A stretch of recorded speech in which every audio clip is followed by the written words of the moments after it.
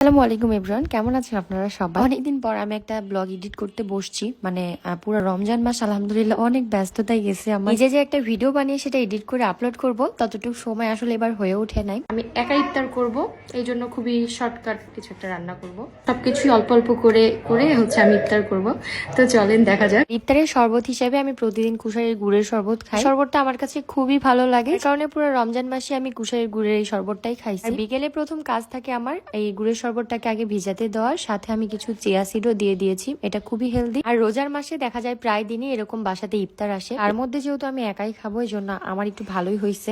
ইফতার শেষ করে এটা নিয়ে বসে পড়বো, অনেক মজা করে খাবো। যতই রোস্ট বিরিয়ানি পোলাও খাই না কেন, রোজার মাসে ইফতার করে মুড়ি মাখাটাই বেস্ট লাগে, অ্যান্ড এটা খেতেই হবে। এই জন্য আমার কাছে ছোট্ট একটা পুচকু বেগুন ছিল, এটা দিয়ে আমি 4-5টা বেগুনিও করে ফেলবো। এইবার রমজান মাসে তো আমার বলতে গেলে প্রায় দিন একা ইফতার করতে হয়েছে, এই জন্য আমি খুবই অল্প অল্প করে সবকিছু বানাই। কারণ ইফতারি বানানোর পর রোজা রেখে মনে হয় অনেক কিছু খাবো, বাট ইফতার করার পর না তেমন কিছুই খাওয়া যায় না।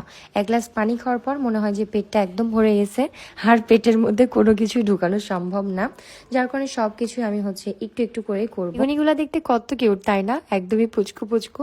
আর এখন আমি রসুনের চপগুলোও ভেজে নিব। মুড়ি মাখার সাথে রসুনের চপ খেতে ভীষণ ভালো লাগে। মুড়ি মাখার সাথে একটা করে ছোট রসুনের বাইট দিলে যে কি মজা লাগে, অন্যরকম একটা স্মেল আসে রসুনের, এটা আমার ভীষণ পছন্দ। রমজান মাসে আল্লাহর কত রহমত থাকে। এই যে রমজান মাসে আমরা এত ভাজা পোড়া খাই, তারপরও কিন্তু কোনো গ্যাস্ট্রিকের প্রবলেম হয় না। বাট রমজান মাস বাদে অন্যান্য দিনে যদি খাওয়া হয়, অনেকেরই কিন্তু অনেক গ্যাস্ট্রিকের প্রবলেম হয়। এই তো আমার সবগুলা ভাজা পোড়া ভাজা একদমই কমপ্লিট হয়ে গেছে। আর ভাজতে ভাজতেই না আমার সময় একদম চলে গেছিল, আজান দিয়ে দিয়েছিল।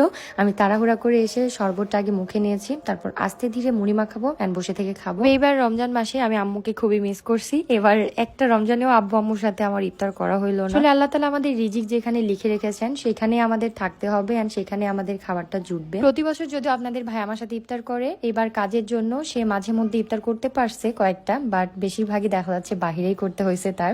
যাই হোক, সবকিছু আসলে ভাগ্য, আল্লাহ তাআলা ভাগ্যে যেটাই লিখে রেখেছেন সেটাই হবে। তো এখানে আমার মেয়ে আর আমি সুন্দর করে মজা করে ইফতার করতেছিলাম। আমি ইফতার করলে আমার মেয়েও চলে আসে। রমজান মাস চলে গেলে এই মুড়ি মাখা খাওয়াটা খুবই মিস করব।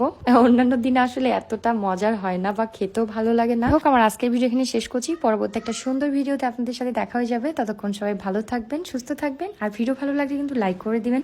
আল্লাহ হাফেজ।